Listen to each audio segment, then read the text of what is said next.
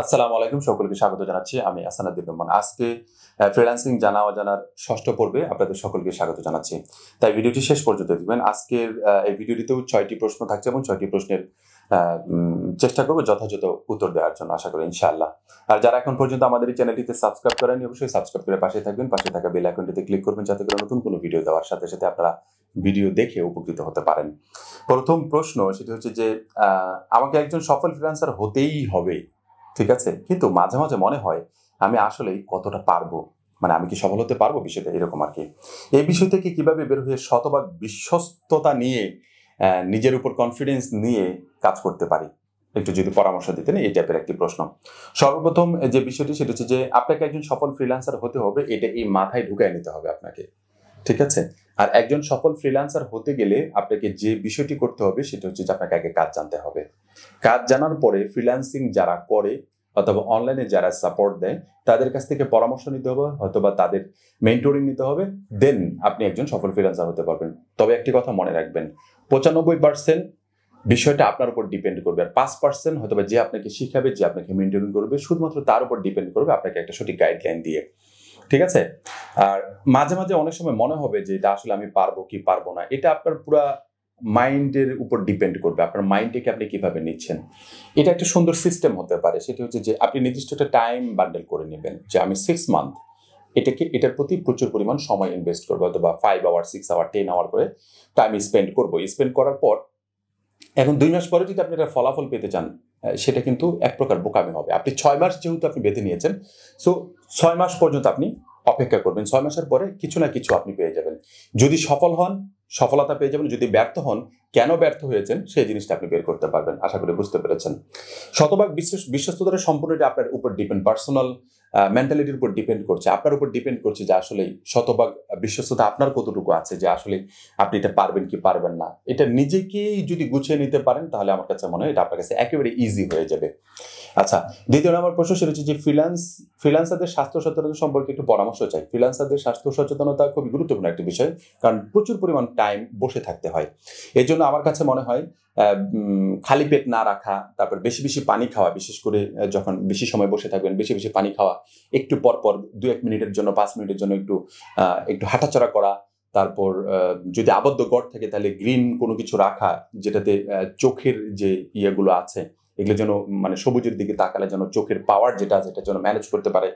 Overall সকাল সকাল একটু ব্যায়াম করা, যদিও আমি নিজেই করি না, কিছু করার নাই, এটা সত্য কথা। যেটা সকাল সকাল ব্যায়াম করা, 5 ওয়াক্ত নামাজ পড়া, এই যে বিষয়গুলো আছে এগুলো করলে আমার কাছে মনে হয় অনেক ভালো কিছু করা যাবে এবং কি ফ্রিল্যান্সারদের স্বাস্থ্যটা ঠিক থাকবে আমার কাছে মনে হয়। আচ্ছা, 3 নম্বর হচ্ছে আমরা ফ্রিল্যান্সিং এ কেন ব্যর্থ হই নিজের কারণে। সোজা কথা আমি বলবো, হয়তোবা ভালো কাজ জানে না, ফ্রিল্যান্সিং করতে আসছে, সে ব্যর্থ হয়ে গেছে। হয়তোবা ভালো কাজ জানে, হয়তোবা প্রপারলি একটা গাইডলাইন পাচ্ছে না, এই জন্য ব্যর্থ হয়ে যাচ্ছে। এটা সম্পূর্ণ আপনার নিজের উপর ডিপেন্ড করতেছে, আপনি এই জন্য ব্যর্থ হচ্ছেন। হয়তোবা ভালো কাজ জানতেছেন না, হয়তোবা ভালো গাইডলাইন পাচ্ছেন না, কোন একটি কারণে আপনি ব্যর্থ হচ্ছেন। এটা অন্যকে দোষে কোনো লাভ নেই, নিজের উপর দোষটা চাপায় নিতে হবে। আশা করি বুঝতে পেরেছেন। আচ্ছা, 4 নম্বর বিষয় হচ্ছে যারা ফ্রিল্যান্সিং বিশ্বাস করে না তাদেরকে কিভাবে বোঝাবো। যারা ফ্রিল্যান্সিং বিশ্বাস করে না তাদেরকে বিশ্বাস করানোর জন্য সর্বপ্রথম আপনাকে ভালো কাজ শিখতে হবে, ফ্রিল্যান্সিং করতে হবে, ভালো কিছু করতে হবে, আপনার লাইফস্টাইল চেঞ্জ করতে হবে, তারপরে গিয়ে তাদের সামনে গিয়ে দাঁড়াতে হবে। এই যে দেখো আমি এটা করেছি, এখন বিশ্বাস করলে করো, না করলে নাই, একেবারে এক কথায় শেষ। আশা করি বুঝতে পেরেছেন। 5ম নম্বর যে বিষয়টি সেটা হচ্ছে যারা ফ্রিল্যান্সিং করে তারা সাধারণত অনেক সময় ধরে কম্পিউটার স্ক্রিনের সামনে বসে থাকতে হয়, এতে করে চোখের সমস্যা বা বিভিন্ন রোগ হতে পারে। এতে রক্ষা পেতে হলে করণীয় কি?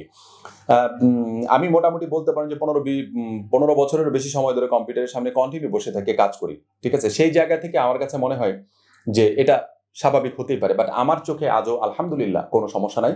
একটাই কারণে ডাক্তারের কাছে গিয়েছিলাম, সেটা হচ্ছে যে ডাক্তার বলেছে যে আমার মাথা ব্যথা হয়েছিল। তবে ডাক্তারের কাছে যাওয়ার পর ডাক্তার বললো যে আপনার চোখের কোনো প্রবলেম আছে, চেক করে দেখেছে।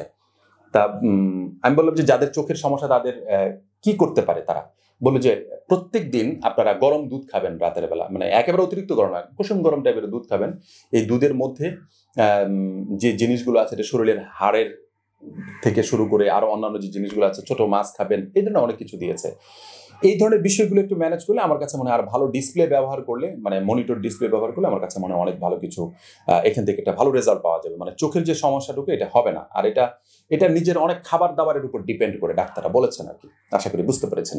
সর্বশেষ যে বিষয়টি সেটা হচ্ছে যে ফ্রিল্যান্সিং এ যে হালাল হারাম সম্পূর্ণ যে বিষয়টা, এটা কিভাবে বুঝবো এবং টেনশন মুক্ত হয়ে কিভাবে 5 ওয়াক্ত নামাজ পড়তে পারবো। নামাজটা হচ্ছে আপনার হাজারো কাজ থাকলে আপনি যদি ইচ্ছা করেন যে নামাজ পড়বেন, তাহলে আপনি ইচ্ছা মতো নামাজ পড়তে পারবেন, সঠিক সময় নামাজ পড়তে পারবেন। এটা সম্পূর্ণ আপনার নিজের উপর ডিপেন্ড করছে। আর হালাল হারামটা আপনি যেহেতু ফ্রিল্যান্সিং করছেন, এই জায়গাতে আসছেন, আপনি হালাল হারামটা সহজে বুঝে যাবেন যে কোন বিষয়গুলো হালাল, কোন বিষয়গুলো হারাম। কোনো আলেমের কাছ থেকে, কোনো মুফতির কাছ থেকে, যারা এই বিষয়গুলো নিয়ে খুব ভালো জানে, স্কলার, তাদের কাছ থেকে জেনে নেবেন যে হালাল কোনগুলো, হারাম কোনগুলো। তারা এই বিষয়গুলোকে নিয়ে সম্পূর্ণ বিস্তারিত আপনাদেরকে জানাই দিতে পারবে। তখন আমার কাছে মনে হয় বিষয়টি খুব ভালোভাবে নিতে পারবেন, আশা করি ইনশাল্লাহ। আরেকটি বিষয় সর্বশেষ বলে দিচ্ছি, সেটা হচ্ছে যে গুইডলাইন একাডেমির পক্ষ থেকে একটি গ্রাফিক ডিজাইন এবং ফ্রিল্যান্সিং গাইডলাইন একটি কোর্স আমরা ছেড়েছি। সেই কোর্সটি 25 তারিখ পর্যন্ত আমাদের ভর্তি হওয়ার লাস্ট ডেট। সেটাকে আমরা আরেকটু সময় বাড়াবো, আশা করি এটা নেক্সট ভিডিওর মাধ্যমে আপনাদেরকে করবো। যারা এখন পর্যন্ত ভর্তি হতে পারেন নাই, খুব দ্রুত ভর্তি হয়ে নেন। অনেক ভালো কিছু আপনাদেরকে দেওয়ার প্রত্যাশায় আমরা এই কোর্সটি লঞ্চ করেছি, আশা করি ইনশাল্লাহ। পরবর্তী ভিডিও দেখার আমন্ত্রণ জানাচ্ছি। সবাই ভালো থাকবেন, সুস্থ থাকবেন। আসসালামু আলাইকুম ওয়া রাহমাতুল্লাহি ওয়া বারাকাতুহু।